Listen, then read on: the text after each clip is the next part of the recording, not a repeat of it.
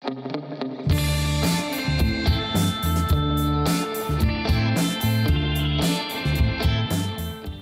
aftur í jólaföstudagsþáttinn. Við ætlum að forvitnast jólatónleika með Himnódíu og til mín eru komnir Eyþór Ingi og Pétur. Velkomnir. Takk fyrir. Hvað að fara að gerast? Já, eins og sagði, við ætlum að halda jólatónleika. Já, á morgun. Þátturinn er fyrir loftið á föstudag og þetta er á morgun. Passar klukkan 9. Klukkan 9. Akkur að kirkju. Þetta er orðið hefð, sko, að vera 22. desember. Mörg ár. Hvað er orðið mörg ár? Mörg. Já, hver er að telja? Já, allir ekki. Það er hérna, já, þetta er svona, þetta verður stemmingin einhvern veginn þannig að við höfum rólegt andrúmsloft og ekkert glens og grín, það eru frekar afslöppuð stemming og slökkt ljósin í kirkjunni og okkur finnst það nauðsynlegt bara svona rétt fyrir jólin. Já, allir fólk getur fyrst farið í friðargöngun og komið svo beint til ykkar.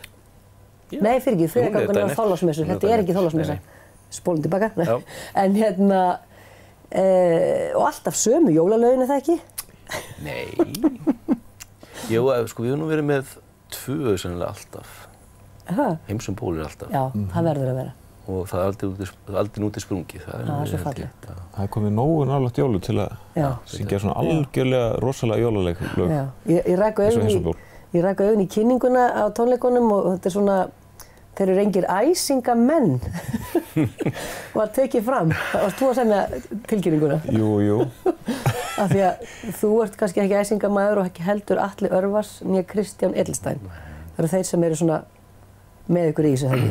Já, búa til stemninguna. Búa til stemninguna. Það hefur náttúrulega orðið vörumerkið að þessar tónleika svona ró. Já. Að róa fólk niður fyrir jólin. Þetta er ekki æsingatónleika. Nei, við heldum nefnilega, sumir séu þarna að sækja í þetta hreinlega til þess að róa sig síðustu dagina fyrir jól. Þarna fáið þér jólafriðinn, hjartað. Getur bara farið í hérna svona íhugunarstellinguna og sena sig inn í jólin. Já, mér skilst sko, ég sný mig vilt baki í hérna tónleikagesti sko, en mér skilst á kórfélögum að það sé bara fólk, sko, meirihlutin sé bara með lokuð augun. Lokuð augun, já. En samt sko viljum við æsa aðeins með því að nefna Hollywood, því að allir nú kvikmyndatónskáldið okkar. Já. Og við erum ægilega glöð að fá að vera með hann með okkur. Já. Ég held að hann sé reyndar úða glaður líka að fá að vera með okkur. Og hvert er hans hlutverk? Hann er að spila... Hann er hljóðfæraleikari, hann er með svona tríó þarna. Já. Og Atli og Krissi, þetta eru miklu snillingar. Já. Og þetta eru menn sem vita það að geta spila rosalega lítið. Það er mikla hæfileika til þess. Vita bara nákvæmlega hversu lítið er hægt að spila. Og þeir eru svo útrúlega góðir í þessu svona búa til stemmingu bara. Þetta er ekkert útskrifað, við erum bara bullið á staðnum. Við erum bara að spinna á staðnum. Er eitthvað svona Hollywood stemming þá í þessu, þú veist að allir komin í þetta? Ég er ekki frá því að sé svona, hann er sögumaður sko. Já. Og það heyrist alltaf fyrstu tónunum ykkur hvað er að fara að gerast í laginu, hann býr til sögur. Magna. Og þeir eru búin að vera að æfa þetta með Himnódíu væntanlega og þeir eru búin að syngja með þeim á æfingum og svona. Er þetta frábrigði, mikið frábrigði hinum tónleikunum undanfarin ár, myndirðu segja? Já, kannski ekki svo, sko, við erum reyndar ekki, sko, höfum ekki mikið verið að æfa með þeim nú bara síðustu dagana. Bara sitt hvoru lagi? Já, svo kemur þetta svona inn í lokin saman. En þeir hafa verið að æfa saman hljóðfæraleikarinnir. Já. Og líka setja upp einhverja ægilega svona hrúgu af græjum. Það verða hátalarar út allt og það er sko hljóðgervill frá 8. áratugnum, bara þegar þeir voru að koma. Einhver ægilega forn korg með einhverjum skemmtilegum hljóðum. Rhodes píanó og svo verður Krissi með síter sem er svona eitthvað voða skrítið.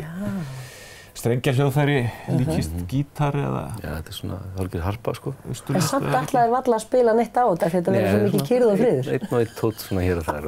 Já, bara það sem er nóg. Já, sem er nóg. Til að búa til. En mikið að græjum til samt. Já. Já, spennandi. Svo hljóðið að koma svona allstaðar að. Bara undan bekkjónum jafnvel eða?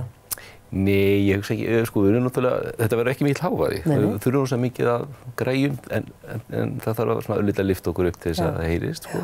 Nei, svo hljóðin komi nú bara hérna framann, sko. Já, þetta verður ekki eins og í heimabíu hérna, surround system. Það er spurning hvort að trösti hljóðmaður sem er nú mikið að græjum. En við verðum eiginlega ljóstur upp með, sko, aðal, hérna, óvænta hljóðfæri.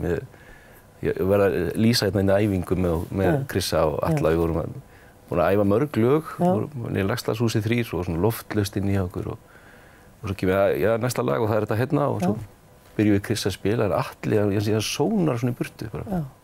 Súrefni búið.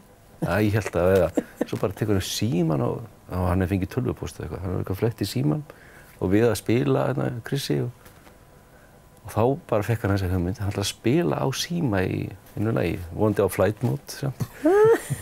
Þannig að hann með eitthvað app sem hann ætlar að nota í einu lagi og það alveg magnað sko. En ég held bara að hann væri bara farinn og væri konið skrifað í tölvupóstið eða eitthvað sko. Þá var hann bara að finna hljóðfæri sitt í símanum, allt enn og til. Miðar getur maður nálgast hvar?